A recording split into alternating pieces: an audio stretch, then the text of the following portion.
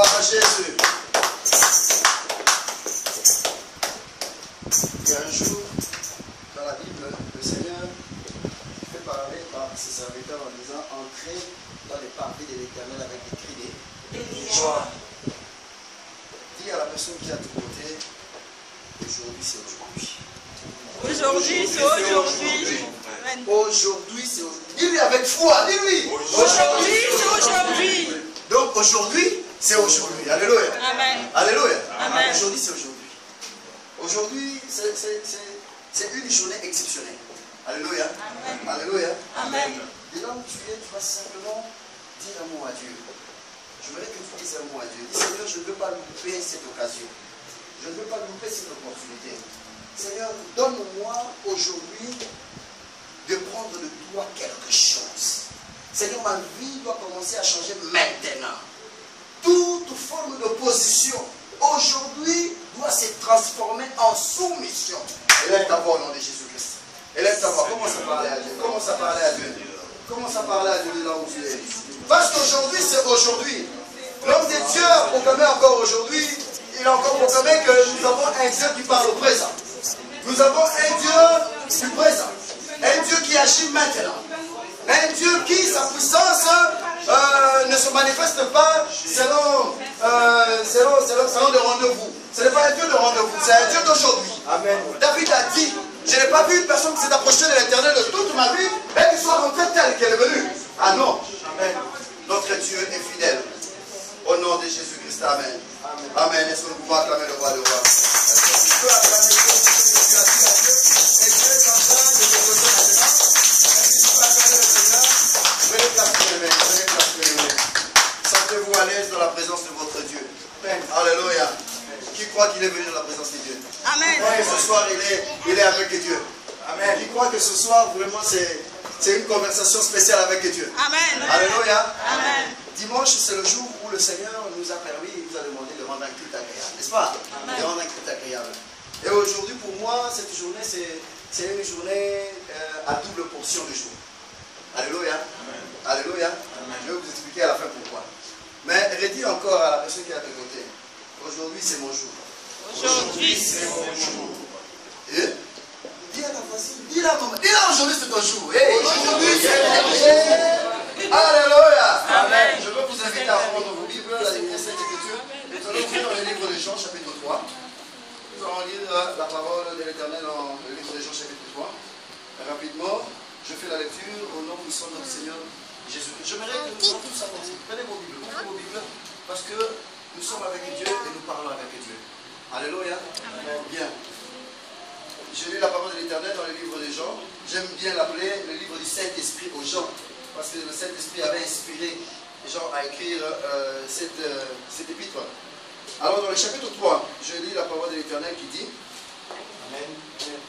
Mais il y eut un homme d'entre les pharisiens, nommé Nicodème, un chef des Juifs, qui vint, lui, auprès de Jésus, de nuit, et lui dit, Rabbi, nous savons que tu es un docteur venu de Dieu, car personne ne peut faire ces miracles que tu fais, si Dieu n'est avec lui.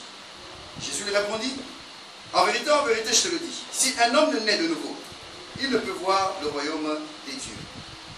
Le verset 4 continue et dit, Nicodème lui dit, comment un homme peut-il naître quand il est vieux? Peut-il rentrer dans le sein de sa mère et naître? Jésus répondit, en vérité, je le dis, si un homme ne naît d'eau et d'esprit, il ne peut entrer dans le royaume des dieux. Ce qui est né de la chair est chair, et ce qui est né de l'esprit est esprit. Amen. Le verset 7 continue et dit, ne t'étonne pas que je t'ai dit, il faut que vous naissiez de nouveau. Le vent souffle où il veut, et il entend le bruit. Mais tu ne sais d'où il vient, ni où il va. Il en est ainsi de tout homme qui est né de l'esprit. Alors le verset 9 dit, et je le clôture par là, Nicodème lui dit, comment cela peut-il se faire? Alléluia. Amen. Alléluia. Amen. Je bénis le Seigneur pour sa parole. Merci Père parce que cette parole est venue pour quelqu'un. Cette parole est venue et cette parole ne pourra rentrer auprès de toi sans que cette personne malade trouve la guérison au nom de Jésus-Christ. Amen. Amen. Sois béni toi qui dis Amen parce que tu viens de recevoir ta guérison. Amen. Yes. Donc, tout à l'heure, avant que nous ayons commencé dans les études, l'étude du dimanche, on était dans le livre de Luc, chapitre 8. J'ai béni le Seigneur parce que le Seigneur nous a parlé d'une manière extraordinaire. Il y a le frère de Luc qui est passé, il nous a parlé de la nature des membres de la famille de Christ. N'est-ce pas? Et notre maman pasteur, il faut déjà commencer à s'exercer à l'appeler comme ça. Ça influence, ça stimule. Comme ça, même si le pasteur devait avoir l'ombrage de plusieurs épîtres devant lui, pour essayer d'aller se reposer quelque part, non, à cause de ce bruit-là, il va revenir. Alléluia. Ah, mais je voudrais que tu allais acclamer. Il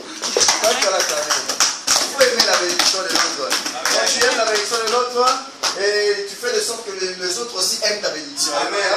Alléluia. Ce jour-là, je vais danser. Ce jour-là, je vais danser. Amen. Vous allez me voir danser. Amen. Je vous assure, je danse plus que David. Amen. Alléluia. Amen. Alléluia. Amen. Je serai le seul et unique garçon d'honneur ce jour-là. Amen. Amen. C'est pour la première fois que vous allez voir toucher le redingote du pasteur derrière. Hey! Qu'est-ce que vous voulez, on s'en fout. Amen. Nous, on adore l'Éternel. Amen. Alléluia. Amen. Et il y a un pasteur qui est passé, il nous a parlé de la personne étrange de Yeshua Mashiach. Une personne qui les gens ont demandé, mais c'est pas possible. Quel est ce qui parle même au nom du vent? Il commande même les astres, il commande l'atmosphère. Et l'atmosphère obéit. Il a commandé à la tempête. Alléluia. Et ce soir, il va commander à la tempête de notre vie. Je pense que je vous assure, il y a une onction terrible. Il y a une onction terrible. Ceux-là qui comprennent la chose, saisissent l'opportunité. Ceux-là qui comprennent, saisissent l'opportunité. Amen. Alléluia. Amen. Alléluia. Amen. Aujourd'hui, c'est passé quelque chose que vous ne pouvez pas comprendre, vous ne pouvez pas saisir. Le ciel, l'Éternel a tourné son regard ici, il a regardé, il s'est posé une question. Qu'est-ce qui se passe à la CPPA, à la CCPA? Qu'est-ce qui se passe à la CCPA? Et quand l'homme de Dieu vous dit que la louange attire la présence de Dieu, ce n'est pas des mensonges. Amen. Ça fait fuir les diables. Quand Jésus règne, le diable fuit. Amen. Alléluia. Amen. Vos maladies fuient. Amen. Les maladies incurables tombent. Amen. Parce qu'il y a une forte puissance. Satan peut être puissant, c'est son problème, mais nous avons un Dieu qui est le tout puissant. Alléluia. Amen. Alléluia. Amen. Et la personne, le pasteur nous a parlé de l'homme étrange des Yeshua Mashiach. Et la soeur Camille, lorsqu'elle est passée, elle a parlé sur la manière de servir ses dieux. Avec un cœur sincère, honnête. Qui a compris quelque chose? Qui a compris quelque chose? Amen. Le soir, je contemplais la présence de l'Éternel et je disais, Seigneur, j'ai toujours eu peur de parler devant le peuple de Dieu. J'ai toujours eu peur. Parce que c'est toute une responsabilité. Amen. C'est une responsabilité parce que en nous, il y a Dieu qui se représente. Amen. Ce qui veut dire, le peuple qui vient ne vient pas pour nous, mais ce peuple vient pour Dieu. Amen. Ce peuple vient auprès d'un médecin. Amen. Auprès de Jéhovah. Jireh, Jéhovah Rapha, c'est lui qui guérit de toute maladie. Amen. Seigneur, que devrais-je moi dire au devant de ce peuple qui peut être efficace au point où le peuple de Dieu soit sauvé? Je ne peux rien si ce n'est que la grâce de l'Éternel. Amen. Voilà que Dieu dit. Un jour je priais, il me dit, tu ouvriras seulement ta bouche. Je suis un peu différent des autres collègues. En ce qu'ils prennent le temps pour préparer le message. Je les encourage. C'est une très bonne chose parce qu'il faut aussi préparer le message. Parce que le message ne se présente pas comme ça à la vague avec. Non. Mais il y a le maître de la moisson. Celui qui te connaît, qui me connaît. Amen. C'est celui-là qui te dit, ouvre seulement ta bouche. Et moi, je mettrai la parole dans ta bouche. Amen. Beaucoup d'entre nous, l'homme de Dieu est là. Il pourra témoigner. Combien de fois il lui est arrivé de préparer le message, il vient devant le peuple de Dieu, mais il dit autre chose qu'il avait, c'est ce qu'il avait préparé. Amen. Et c'est ça qui est merveilleux. C'est le signe qui nous montre que Dieu est avec nous. C'est le signe qui nous montre que Dieu est avec vous. C'est le signe qui nous prouve et qui nous montre que Dieu nous connaît. Parce que quand il vient à notre rendez-vous, les malades trouvent des guérisons. Amen. Quand il vient auprès de nous, les affligés retrouvent la joie. Amen. Le pauvre qui, je suis riche. Amen. Parce qu'il transmet la foi de comprendre que ton lendemain ne sera pas pareil d'aujourd'hui. Amen. Alléluia. Amen. Alors là, le Seigneur me dit, je connais mon peuple. Je parlerai à mon peuple. Tiens-toi seulement devant eux. Il y a un homme intelligent un jour. Cet homme était intelligent. Il était docteur, Nicodème. Docteur de la loi. Et quand on parle de docteur de la loi, ce n'est pas n'importe qui. C'est une personne qui connaissait la Bible. En fait, ce que nous appelons la Bible aujourd'hui, ce qui était hier la Torah. Hein? C'était des papyrus, des lettres écrites par des gens qui ont vécu et qui ont expérimenté la puissance des dieux d'une ou d'autre manière. N'est-ce pas? Amen. Il y a ceux-là qui ont marché avec Dieu et ils ont écrit. Et le Seigneur nous a légué cette intelligence d'avoir toujours un journal intime, un journal personnel, où nous écrivons le parcours de notre vie. Amen. Que Dieu bénisse le peuple de Dieu, son peuple ici présent, qui vont expérimenter cette logique. Cette logique de savoir toujours écrire, avoir un agenda pour écrire. C'est le parcours de votre vie. Ça vous permettra de savoir d'où vous êtes venu avec Dieu et d'où vous allez avec l'Éternel. Et ça vous permettra aussi de témoigner la grandeur de l'Éternel par rapport à la promesse. Combien d'entre nous ont perdu la promesse de l'Éternel? Un jour, Dieu vous a parlé. Un jour, Dieu vous a promis quelque chose. Mais aujourd'hui, en face de la réalité vécue, vous avez oublié peut-être comme Joseph. Quelqu'un disait, Joseph s'était attaché à la promesse. Oui, c'est vrai, je ne suis pas contre lui. Mais laissez-moi vous dire une chose. Essayons de transposer la chose par rapport à notre réalité. Un jour, tu pries, le Seigneur te visite et te parle en songe. Il te dit, ma fille, je vais te bénir. Il te dit, je traiterai ta situation. Tu ne seras pas la même dans les années qui arrivent. C'est vrai. Mais tu te réveilles le matin. Nous sommes en Europe et nous connaissons les galères de l'Europe. Je vois comment est-ce que les gens fuient leur boîte à lettres. Ça énerve. Et surtout quand tu sais que tu as des problèmes. Quand tu sais que non, ça ne va pas. Et combien sont ceux-là qui, après leurs activités, rentrent à la maison, ouvrent leur boîte à lettres? Non, je vois à l'échelle de 10%, je vois 2%. Parce que la plupart des fois, quand on rentre à la maison, on évite. On fait comme si même notre boîte à lettres n'existait pas. Oh, tu passes. Non, mais attends, ouvre, il y a peut-être des lettres importantes. Non, parce que surtout quand tu sais que tu as des dettes. Hein, comment est l'expression plus perçu, hein? Comment? Trop perçu, voilà, trop perçu. Quand c'est trop perçu, ça énerve. Alléluia. Amen. Combien sont ceux-là, après avoir reçu le message de l'Éternel, en se révélant la réalité, c'est tout à fait le contraire, l'opposé de ce que tu as vécu la nuit. Tu as peut-être eu la force de ce que l'Éternel t'a montré quelque chose, c'est vrai. C'était bien. Oh, je me rappelle encore le jour où je rêvais, j'avais beaucoup d'argent. Wow. Un sac marron, plein de billets. Toutes les devises du monde. Je me rappelle encore que c'était sur le chevet de mon lit. Je savais que le sac était là. Et un ange qui était venu qui l'avait déposé. Je dis, c'est bon. Tu es en train de voir mon lendemain. Bien. On va commencer par une grande maison. On va commencer par satisfaire toutes les personnes qui m'ont fait du bien. Ouais, un jour, le pasteur Patrice m'avait fait du bien. Attends, trouvez-moi son numéro. Je veux même arrêter son travail. Je veux l'obliger à avoir l'arrêt pendant une semaine. Je vais l'envoyer à Dubaï. Amen. Je l'envoie à Dubaï avant le mariage. Je les envoie là-bas. Pour l'extrait, quoi, l'extrait. Et après, je vois l'église, je dis non, attends, les soeurs et frères de l'église, ils étaient bien avec moi. Oh oui, la soeur, donc je veux leur faire des choses agréables. Une voiture pour chacune. Une promesse. Tu rêves de bonnes choses. Le matin, tu te réveilles, le sac n'existe pas. Par contre, il y a l'enfant qui vient te demander, il n'y a pas de pain. Et tu regardes dans tes poches, tu n'as même pas une mise. Oh là là, ça c'est grave, ça énerve. Ça énerve. Il y a le papa qui donne le coup sur le lit. Mais c'est pas possible! Ça ne se fait pas, ça! C'est quoi ça?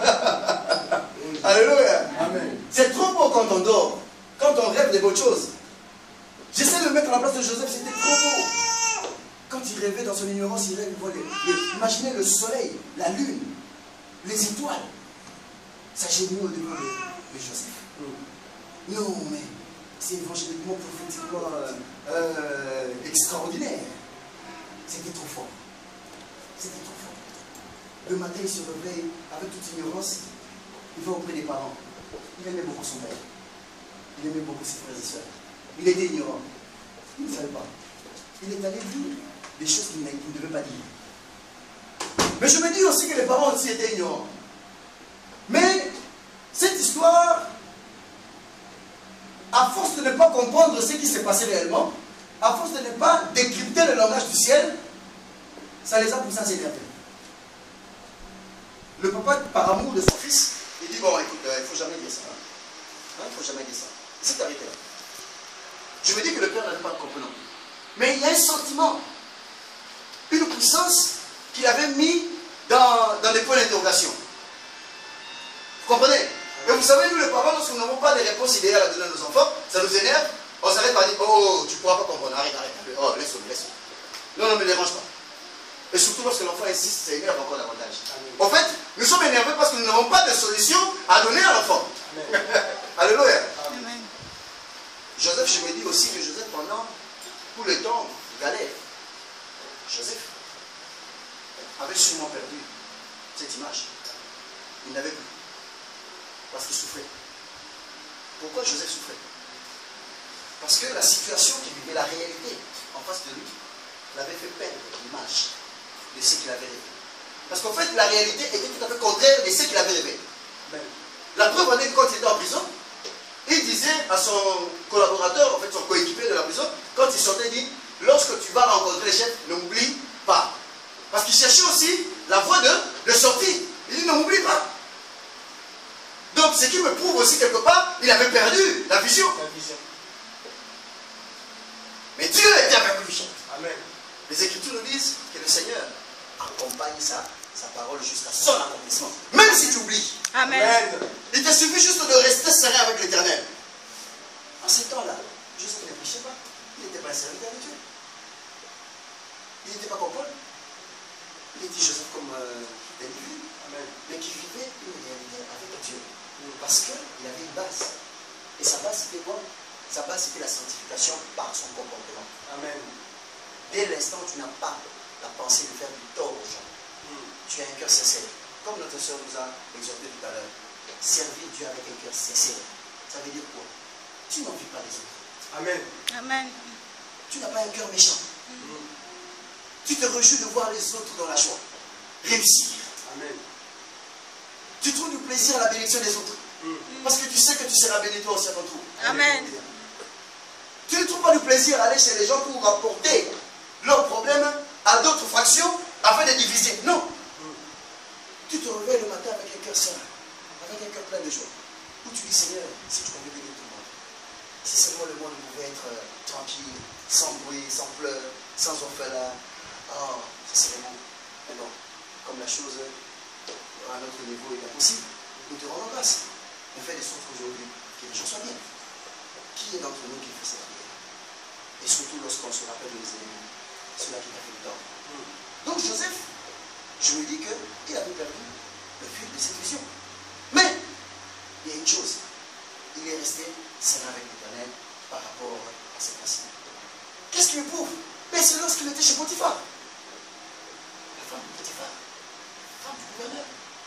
Imaginez aujourd'hui, même la femme de Val, il vient de tenter mon frère. On va prendre la Bible, on met des côtés. On dit, ça, c'est l'affaire entre nous les hommes. Alléluia. Mais oui, le pasteur nous prêche, il dit, nous vivons dans deux mondes. Il y a le monde spirituel et le monde physique. Ça, c'est les affaires du monde physique. Traitons ça physiquement. N'est-ce pas? Tu commences à regarder tes intérêts. Gouverneur. J'aurai des papiers. Donc, elle va me donner des papiers. À plus forte raison, même pas des papiers, mais directement l'identité.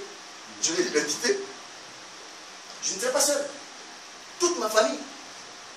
Même ma grand-mère du fond fin du village. Parce que c'est elle qui est venue vers moi. Non, ce n'est pas l'homme qui est allé vers la femme. Mais c'est la femme qui est venue. Donc, c'est-à-dire toutes les demandes. Mais selon, alléluia, amen. N'est-ce pas? Amen. C'est grave quand c'est une femme qui va aimer un homme. Elle est prête à tout. Tout. Quand je dis tout, tout. Mais écoutez les promesses des femmes là qui vont vers les hommes. Mais le comportement de Joseph nous prouve que Joseph est resté seul vis-à-vis de son frère. C'est juste une parenthèse qui semble être l'homme et qui est très important pour vous faire savoir que Dieu se glorifie par lui-même. Mais il se glorifie comment? Il se glorifie lorsque nous demeurons sereins avec lui. Alléluia. Amen. Voilà pourquoi j'ai aimé l'exhortation de notre soeur qui dit la nature, la qualité de l'homme qui doit servir Dieu. Servons Dieu avec sincérité de cœur, honnêteté d'esprit. Alléluia. Amen. Mais revenons à notre parole, notre message de ce jour. Je ne serai pas long. À la fin, Nicodème posait la question au Seigneur Jésus-Christ. Comment cela peut-il se faire? C'est un message qui vous a déjà été transmis par plusieurs fois dans l'aspect de la Renaissance. N'est-ce pas? En Jésus-Christ. Nous utilisons aussi ce passage pour parler de la raison et pourquoi le baptême. C'est souvent ce passage-là. Mais aujourd'hui, je vais vous parler de cela autrement. Dans une nouvelle révélation. Lorsque nous arrivons le jour où nous commémorons notre anniversaire, par exemple, combien sont ceux-là qui se rappellent qu'il y a un Dieu et que c'est par la grâce de Dieu que chaque jour nous achèvons? Combien sont ceux-là? La commémoration, au fait, représente aussi la régénération. Amen.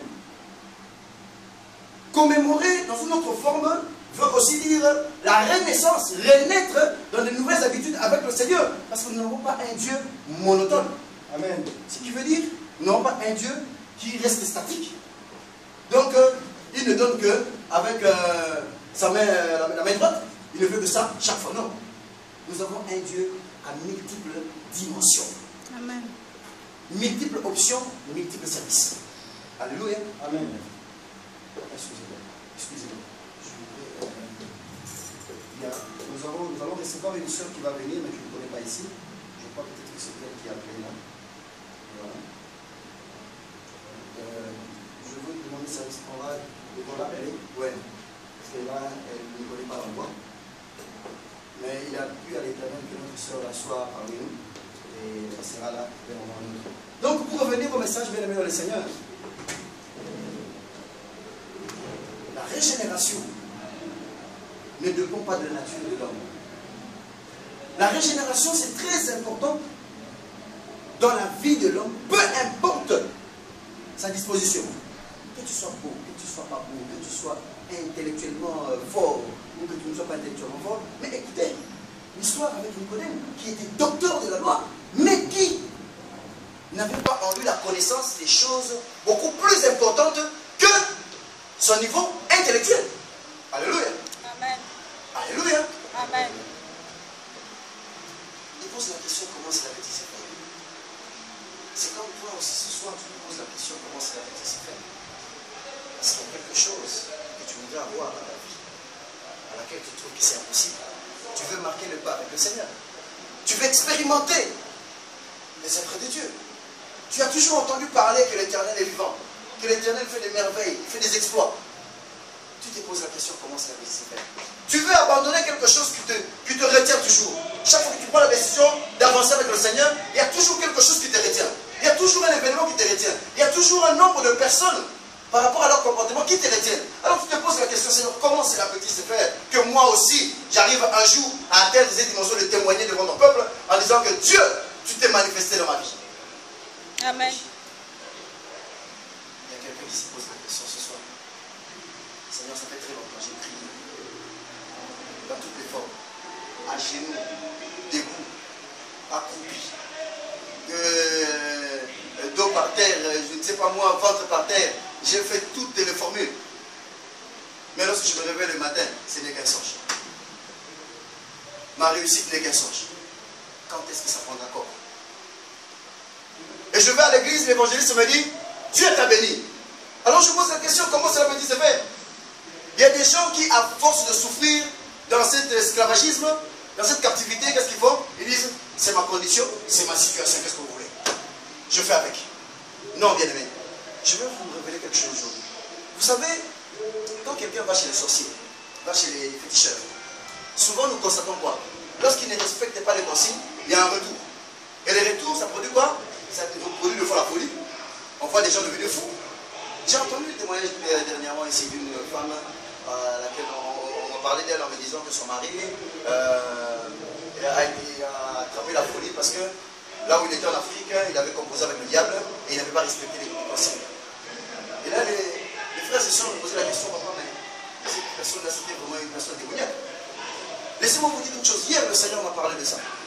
Il m'a dit, vous savez une chose, il y a des fils de sang, il y a des fils de sang, et il y a des enfants de Dieu. Alléluia. Amen.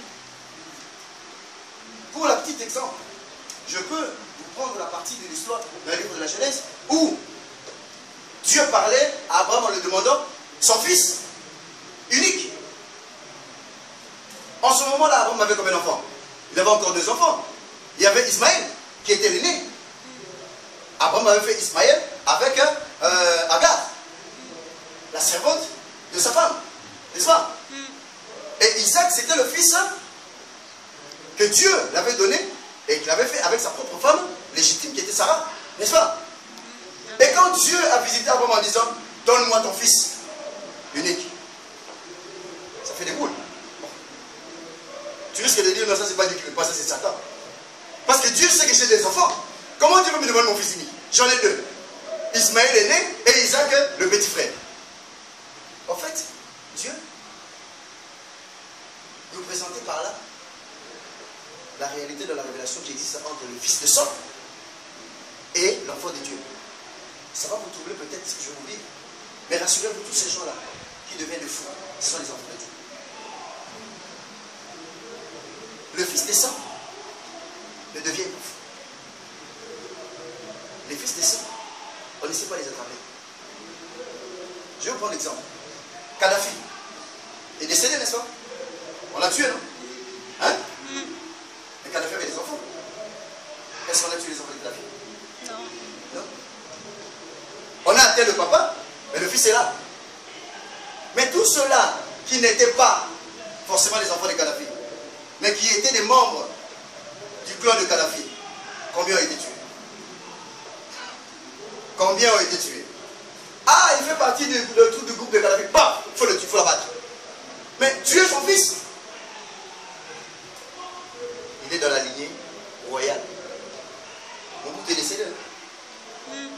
Le Congolais critique Mobutu. Quand il était au pouvoir, on était prêt à dire quoi? On va les lapider, on va les tuer. Mais ses enfants sont encore là. Alléluia. Amen. Qui a compris quelque chose? Nous allons entrer dans la révélation prochainement, qui plaise à l'Éternel. Et bien aimé,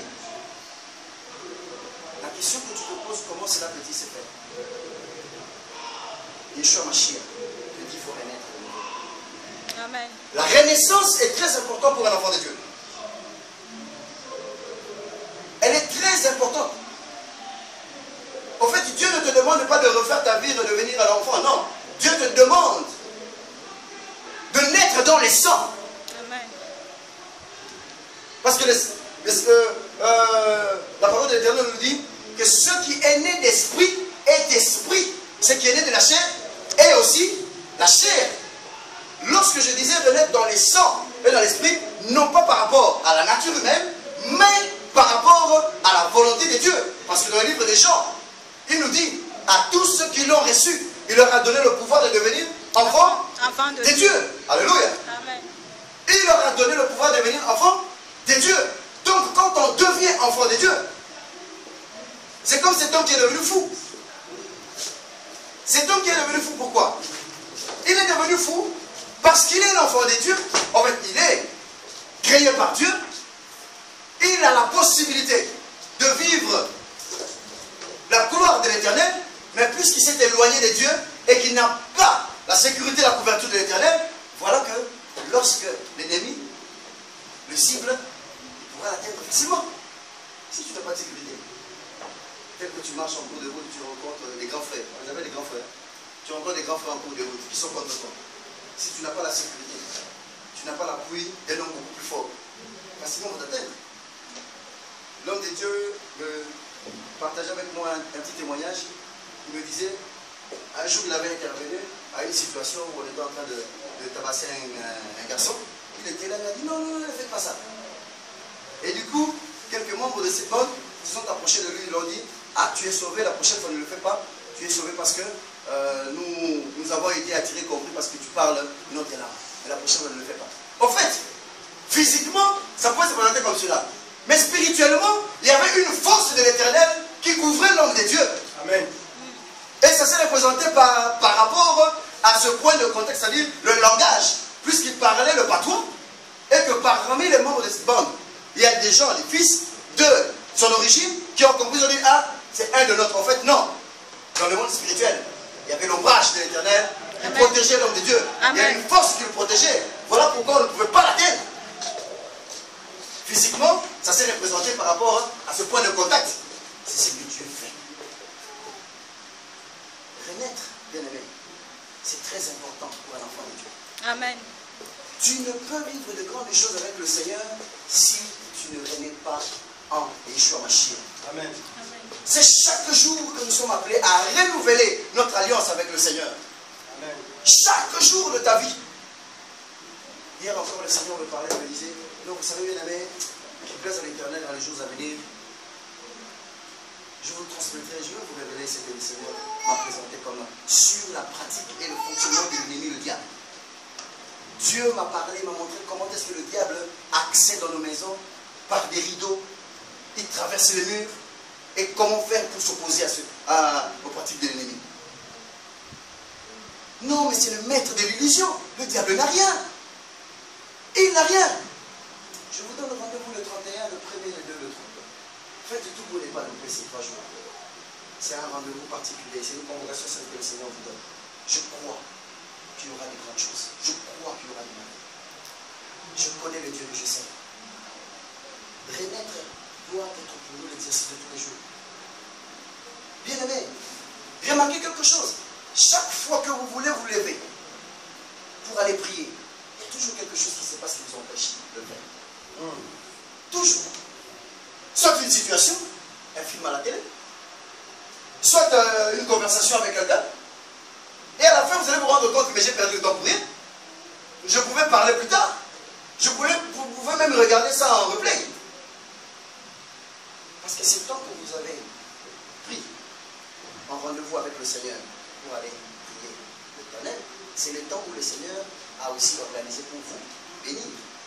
Et la bénédiction de l'Éternel s'est faite sur le cœur chagrin.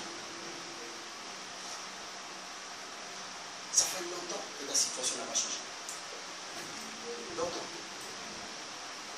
Mais pourtant, le Seigneur t'a tout donné. Il dit, je t'ai tout donné. La Bible dit que nous avons reçu de l'Éternel le pouvoir. Amen. La vie et la mort est au pouvoir de ta langue. Donc l'ennemi ne peut pas jouer avec ta vie. Mais tu dois avoir un cœur sincère et honnête. Amen. Nicodème savait. Il a proclamé.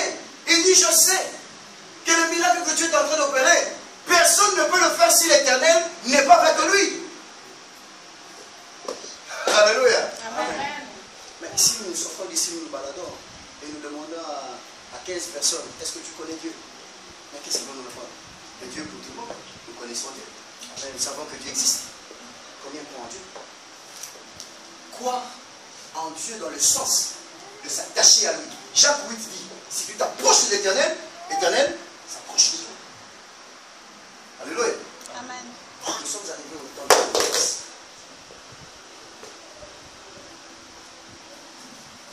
Un jour, je voulais présenter ma situation comme étant une situation pour nier Dieu. On a fait des folies des fois. On a fait des folies avec Dieu. Donc on prend Dieu pour notre ami. On prend Dieu pour un copain. Hein, qui vous avait dit que tu vas aller prier auprès de Dieu, j'en ai marre. Si tu en as marre, c'est ton problème. Parce que sans toi, Dieu reste Dieu. Dieu n'est pas Dieu parce que toi, tu es toi. Parce que toi, tu viens frimer au devant de Dieu. Parce que tu viens, tu fais la tête devant Dieu. C'est par l'obéissance que nous tous, nous avons été sauvés. Amen. Si Christ n'était pas obéissant jusqu'à la fin, toi et moi, on ne serait pas là. Amen. Et la Bible nous dit que notre Seigneur Jésus-Christ, c'est le chemin, la vie et la vérité. Amen. Et s'il est le chemin, quel chemin devons-nous emprunter nous tous? C'est le chemin de Jésus. C'est quoi le chemin? il nous a montré le comportement. En fait, je veux m'arrêter là pour vous présenter quelque chose qui est cette révélation. La Bible nous déclare que Dieu est esprit, n'est-ce pas? On est d'accord? Il est esprit, personne ne peut voir Dieu. Dieu est avec nous, on ne le voit pas, mais on sait qu'il est là. On sent qu'il est là. Parce que nous sommes les enfants de Dieu. Amen. En lui, nous avons reçu le pouvoir Amen. de savoir que notre papa est avec nous. N'est-ce pas? Amen. Physiquement, on ne le voit pas. Amen. Alors, qu'est-ce qui s'est passé? En l'ancien temps, Dieu entendait des cris. Le peuple pleurait. 400 ans, 4 siècles durant, dans l'esclavagisme. Ils étaient en train de pleurer. Ils pleuraient. Dieu aide-nous, Dieu sauve-nous, Dieu. Et il est esprit. Quand tu cries, aïe Seigneur, j'ai mal, Dieu ne peut pas sentir le mal que tu as. Il n'a pas ton corps. Il ne sait même pas c'est quoi le mal. Alors il s'est résolu en lui-même Dieu. Il a dit, bon, ce peuple a crie mal, c'est quoi le mal? Il demande aux anges, il dit, c'est quoi le mal? Tu sais c'est quoi le mal? Quand il crie là, j'ai mal au cœur, là, j'ai l'estomac, je vais tomber à cette corde, Seigneur, si tu ne me touches pas, vraiment ça ne me va pas. Ça veut dire quoi c'est la rage? Les anges regardent, c'est la rage des hommes. On ne comprend pas, on ne sait pas comprendre ça. Alors Dieu s'est dit d'accord. Il convoque tout le monde. Conseil, venez là. Le livre des 7 sceaux. C'est un livre rempli de beaucoup de révélations. Y compris le langage des hommes, parce que Dieu veut aussi comprendre le langage des hommes. J'entends le mal partout, le monde crie le mal. Comment tu t'appelles ma soeur? Sœur Bibi. Voilà. Il y a Sœur Bibi là-bas en France là, qui pleure, j'ai mal, Seigneur, j'ai mal. Si tu ne t'occupes pas de mes affaires là, ça ne va pas, je vais mourir. Il regarde la Sœur Carole là, et Seigneur, ça ne va pas. Jusqu'à quand? Il regarde notre maman dit, ah, gloire au Seigneur, je suis content de vous voir, je vous bénis dans notre Jésus-Christ. Non, mais il y a un moment qui dit ça ne va pas. Dieu entend ça. Mais il demande à l'ange Gabriel, c'est quoi là? Qu'est-ce qu'elle est en train de dire? Il ne comprend pas. Alors Dieu a convoqué, il dit, qui va ouvrir les livres des 7 sceaux? Donc ça veut dire autrement, qui va accepter de descendre, de permettre que moi, Dieu, j'entre par lui et que je descends sur la terre, dans la nature de l'homme, afin d'expérimenter la nature de l'homme, la vie de l'homme et de sauver l'homme. Aujourd'hui, beaucoup d'entre nous disent, moi je ne suis pas Jésus. Combien de fois nous l'avons dit? Quand tu prends les autres, tu dis, ah, ma soeur, Jésus a supporté la douleur. Supporté, pourquoi tu en parles avec moi? Est-ce que moi je suis Jésus? Lui c'était Jésus, moi je ne suis pas Jésus. Oh, quel malheur. On peut me payer, il faut décoller ça. Amen. Dans le livre de Jean chapitre 17, il faisait sa prière, c'est sur lequel il dit, le Père et moi nous sommes un. N'est-ce pas? Amen. Est-ce qu'il était esprit? Il avait la chair comme témoin. Mais il a fait une prière comme ça. Alléluia. Amen. Mais il dit, il est le chemin, la vie et la vérité. Il nous demande de l'imiter, n'est-ce pas? Alors toi aussi tu peux faire la vie. Toi aussi tu peux entrer dans la Trinité de Dieu. Amen. Il dit, mon Père agit, moi aussi, j'agis. Toi aussi tu peux dire ça? Parce qu'il est venu pour ça. Et c'est comme ça que le Seigneur est venu. Il a pris la chair même. Il est descendu dans la personne de Shemashia. Prochainement, je vais vous expliquer pourquoi est-ce qu'il n'est pas né de l'assemblage de l'homme et de la femme. On viendra, tout plaise à l'Éternel. Voilà pourquoi le dimanche il faut être là. Le jour aussi de l'enseignement, l'homme de Dieu, je crois qu'il va organiser qui est aussi le moment d'enseignement. Nous allons partager. Parce que le Seigneur nous a demandé de vous former aussi. N'est-ce pas? Amen. Nous devons vous former. Comme il le fait si bien avec son peuple, la ceinture. Accéder dans cette ceinture. Ça c'est grave. Vous allez entendre, vous allez venir attendre. Vous allez venir attendre. L'introduction c'est gravissime aussi. L'introduction ouvre les portes pour le développement et la culture. Alléluia. Amen. Et Christ est venu. Il est venu pour nous montrer le chemin. Toi qui dis, je ne suis pas Jésus. Il te dit, d'accord, je vais te montrer comment un chrétien doit fonctionner. Comment un chrétien doit se comporter face à toutes les situations de la vie. Et je viens de t'apprendre que Christ a connu tout ce que tu as connu. Il a connu ça avant toi. Amen. Les insultes, calomnies, la déception dans toutes ses formes. Même Judas, son ministre de la Finance, l'a déçu. Aujourd'hui, tu commences à dire, la personne qui va te tuer, c'est peut-être ton frère et ta soeur. Mais tu l'as eu où? Tu l'as eu où? La référence, c'est Judas, non? Quand on se chamaille entre nous là, hey, je ne savais pas que tu étais mon Judas, toi. Hey, le Seigneur a quitté son trône. Il a quitté son trône pour nous montrer le chemin. C'est-à-dire nous montrer comment est-ce que nous devons fonctionner. Voilà pourquoi on appelle notre temps le temps de la grâce. Amen. Pas Parce que dans l'ancien temps, tout ce monde-là n'ont pas connu cette grâce. Ils n'ont pas vécu dans cette grâce.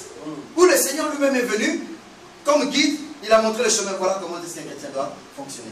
Amen. Tu aimeras ton prochain comme toi-même. Regardez. Lorsqu'on pose la question à Christ 1, toi tu me demandes d'aimer notre prochain comme toi-même. Est-ce que toi, qu'est-ce que tu l'as fait? Il dit, bon attendez, je vais vous montrer l'exemple. Il a montré l'exemple avec Pilate. Il a montré l'exemple avec Barabbas. Il a montré même l'exemple jusqu'à la croix. Amen. Il dit au voleur, ce soir même tu seras avec mon mari. À la fin il a dit, Seigneur pardonne-le, parce qu'il ne sait pas ce qu'il faut. Il a aimé. Et donc toi, est-ce que tu as pas pu le même des erreurs? Quand le Seigneur te dit, aime-le, aime-le. Bénis-le, bénis-le. Tu n'arrives pas à te retenir chaque fois que tu es en face d'une personne qui te calomnie. Tu dis, pasteur, évangéliste, je suis un homme. J'ai des qualités de défaut. C'était là. Je me suis retenu, mais c'était là, je ne pouvais plus. Je devais l'arrêter quand même comme ça, et il va sentir que je suis aussi moi. Je ne peux pas me laisser faire. Christ aussi était là, en face de Pilate, en face d'Hérode. Hein? Toi qui es roi, toi qui as des milliards d'armées, il dit, je peux, en ce moment même, demander à mon armée de vous exterminer. Mais il est resté silencieux. Et regarde.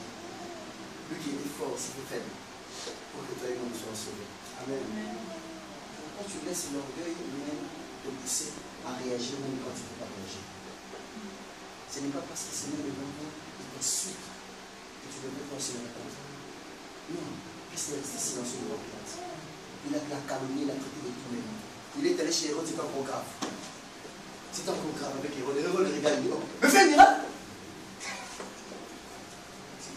Ah! Déjà un Hérode qui était pleinement dans le mal, dans l'occultisme. Le Seigneur le regarde et dit, regarde-moi cette fourmi. Je peux l'écraser en moins de deux. Elle est restée silencieuse. Il s'est tué. Il a dit, pourquoi tu ne t'étais pas devant ces gens-là qui te parlent? Pourquoi tu ne t'étais pas, tu les regardes et dis, Seigneur, bénis-le. C'est une opportunité. Parce qu'en toi, ils verront Dieu se manifester. Amen. À cause de ton silence. En fait, vous savez c'est quoi la vérité? Ils viennent vous provoquer, ils viennent vous énerver pour que vous puissiez leur donner des informations. Parce qu'en fait, le diable ne connaît rien de votre vie. Amen. Il voit là, sur votre front. Il voit votre toile. Il voit vos richesses. Il voit que vous êtes des bonnes personnes. Alors son combat, c'est quoi? Il doit vous gravir cela. Comme il ne sait pas vous enlever l'étoile, il va l'étouffer. Comment il va le faire? Il va entrer dans ton environnement. Il va susciter des gens qui vont venir te déranger. Toucher le corps sensible de ton cœur. C'est-à-dire ce que tu n'aimes pas, c'est ce qu'ils vont faire. Ils vont le faire expressément pour t'énerver. Pourquoi? Parce que quand tu seras énervé, tu vas ouvrir ta bouche et tu vas commencer à sortir tout ce qui est caché. Tu vas leur donner ta position. Vous jouez avec moi? Attendez. Moi je suis un fils de Dieu. Hein? Je vais aller prier 3 jours, vous allez voir. Je vais mettre par terre. Vous allez voir. Pendant que tu leur dis cela, ils entendent. Ils savent qu'il va aller prier, il va aller rencontrer Dieu. Ils vont les distraire. Comme ça, il n'aura pas l'accès pour aller voir son Dieu. Son Dieu ne pourra pas donner le pouvoir et ne pourra pas nous attaquer. Qu'est-ce qui va se passer? Ils vont attaquer ton mari. Ils vont passer par ton mari, ils vont passer par les enfants pour te distraire. Ils vont commencer à faire des choses pour te décourager. Parce qu'ils ne voudront pas que tu rencontres l'Éternel.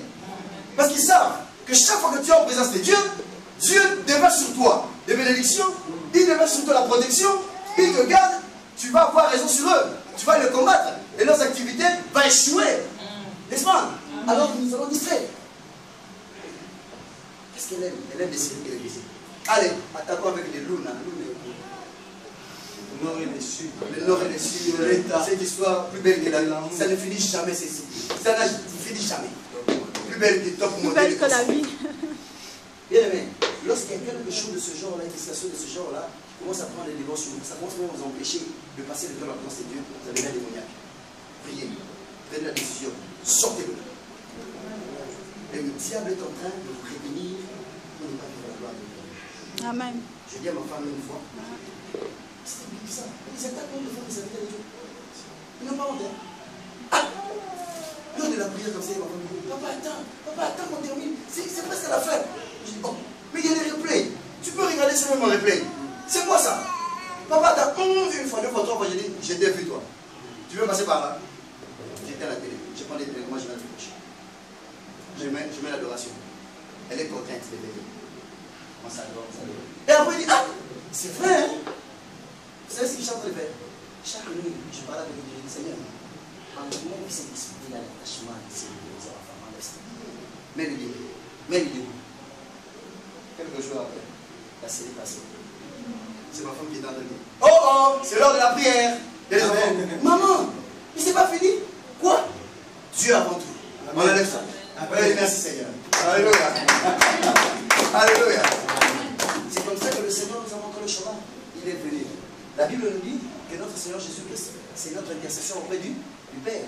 Donc chaque fois qu'aujourd'hui, maintenant, maman m'a dit, tu es en train de prier, Seigneur, j'ai mal. Papa, regarde ma situation. Regarde comment est-ce que ils ont mis mon nom dans les chansons de la vie. Ils commencent même quand je passe, ils bougent la tête, ils commencent même à m'éloigner. Ils chantent contre moi. Seigneur, regarde, j'ai mal au cœur. Alors là, Dieu demande à Jésus. Il est toujours à la droite du Père. Fils, toi tu étais là-bas. Il y a ma fille là. Le mal, c'est quoi? Il dit, papa, il faut vite intervenir. J'ai senti ça. Lorsque le monde me condamnait de sortir avec Marthe. Ah, papa, partout je passais. Le copain de Marthe. Ah, je n'ai pas fait ça. Oh, on l'avait vu, même à côté de Barbès, il est en train de le brasser. Ah, je n'ai pas fait ça. Alléluia. En plus, elle était belle, Marthe. Vous ne voyez pas, tout le temps. Quand il passe Marthe, même s'il a de travail, elle laisse tout. C'est toujours Marthe qui vous. Jésus, toujours le pasteur. Hey, cette sœur-là aussi. Le pasteur Sylvain, pasteur, c'est lui qui prend toujours sa Bible. Hey, c'est pas clair. C'est pas clair. Et chaque fois, les pasteurs prennent toujours un exemple. Ah, c'est pas clair. C'est pas clair. Ah, pasteur, il y a beaucoup d'enfants là. Pourquoi seulement elle? C'est elle qui prend la Bible du pasteur. C'est elle qui arrange ses costumes, tout et tout. Après, c'est la plus chez elle.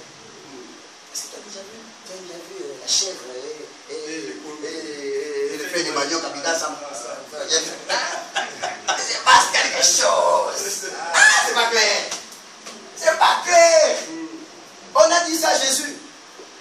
Vous n'avez pas vu cette dame-là, le mari de Maria. C'était une prostituée. C'est elle qu'on a failli lapider. On a failli lapider cette femme-là.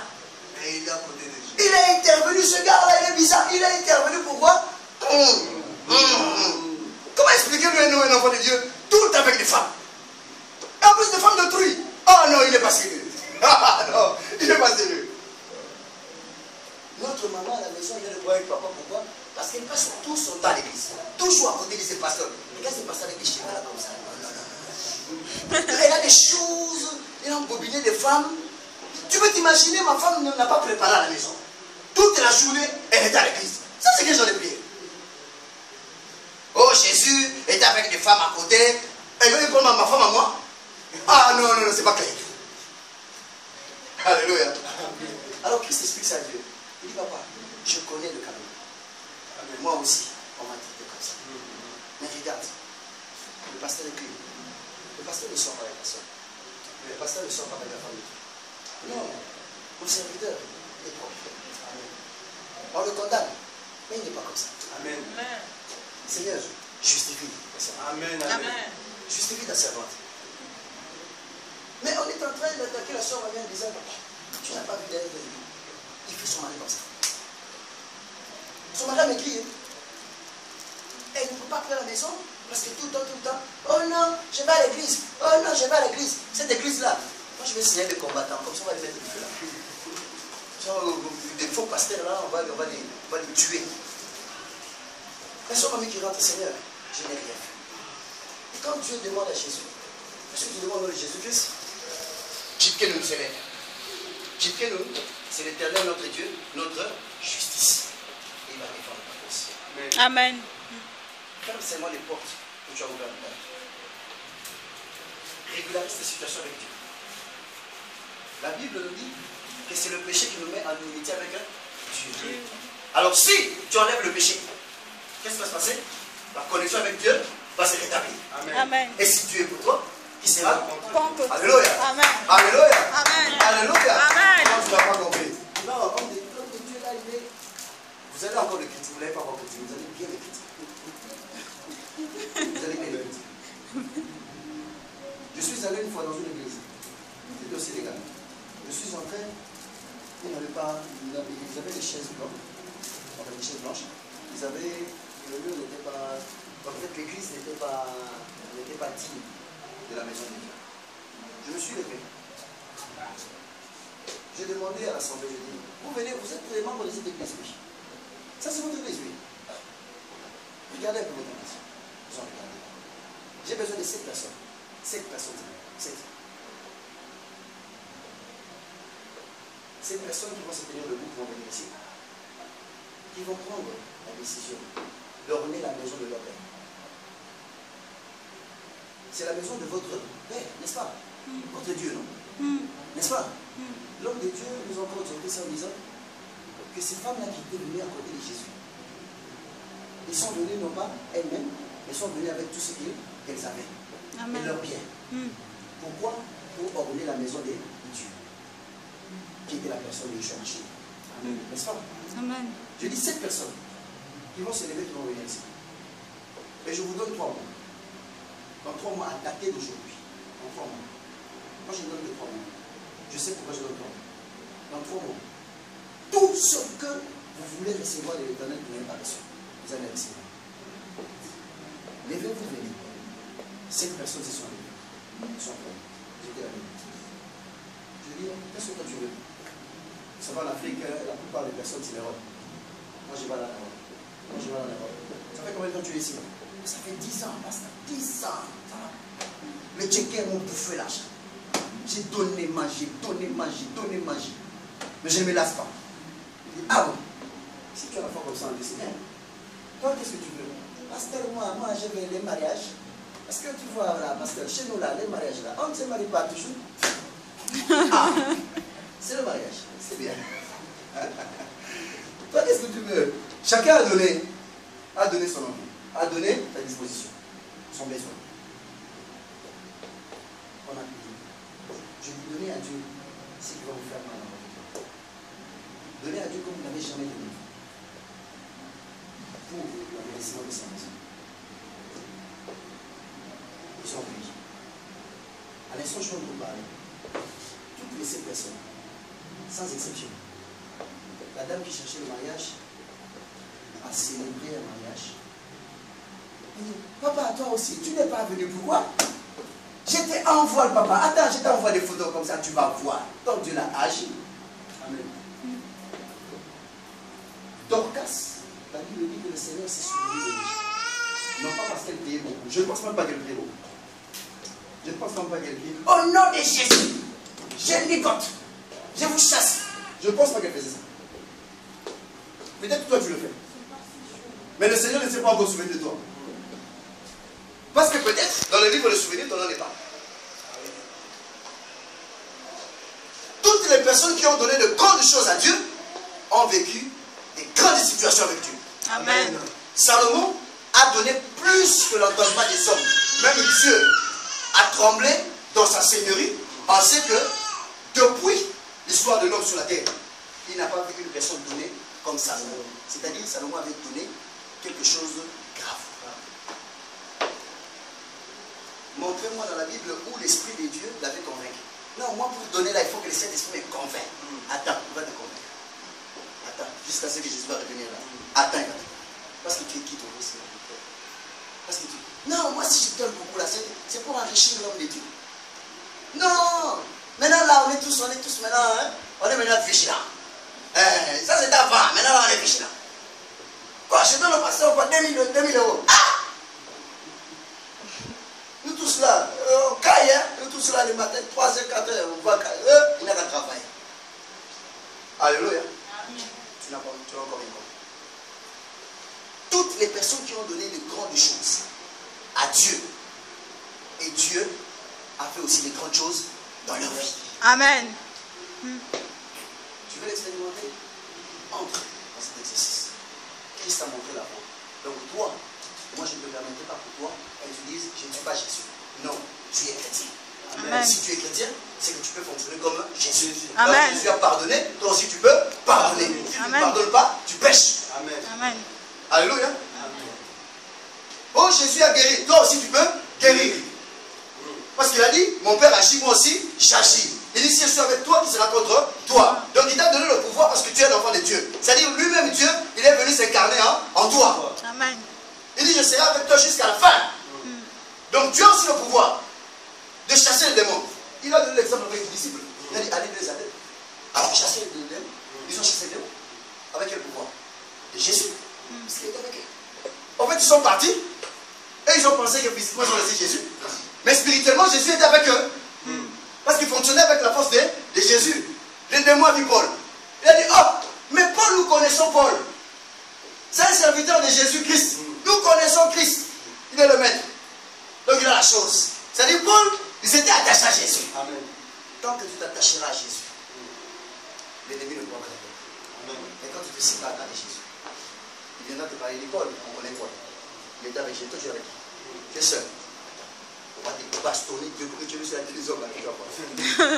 Au nom de Jésus, on te tape avec le nom de Jésus. Parce qu'en fait, le nom de Jésus que tu cites, tu ne fais que réciter. C'est un nom qui n'a pas de puissance. Christ n'est pas avec toi. Mais quand Christ est avec toi, et que tu dis au nom de Jésus, quand tu dis au nom de Jésus, il y a le feu qui sort. Ouh, les gens fuient. Pourquoi? Parce qu'il est avec toi. Amen. Il dit, il est saint. Il habite dans un corps saint. Ôte de toi le péché. Va renaître. Renouveler ton alliance avec le Seigneur. Abandonne le mal. Christ habitera en toi. Ainsi, quand tu diras au nom de Jésus, il y aura le feu qui va sortir, les démons vont fuir. Tu vas les grandes choses avec le Seigneur. Ainsi, quand tu faudras donner, tu ne donneras pas parce que le monde est en train de devoir le donner, parce que l'homme de Dieu, avant même que l'homme de Dieu dise, bon, on a telle cérémonie à faire pour Dieu, tu seras la première personne d'élever. Pasteur, je donne 2000 €. Amen. Amen. Oh, mais attends que je termine l'annonce, je n'ai pas besoin que tu termines, moi je te donne déjà. Amen. Alléluia. Amen. Parce que tu veux vivre de grandes choses avec le Seigneur. Le temps est arrivé pour marquer la différence. Ça fait très longtemps que vous avez vécu la même situation. Moi, quand je vois une personne aujourd'hui, je ne sais pas bien parce que Dieu a fait grâce d'être ferme dans les décisions. Avant-hier, il y a une fille qui me parlait dans les réseaux sociaux. Elle dit, je t'aime. Ces réseaux sociaux-là, c'est grave. Je t'aime.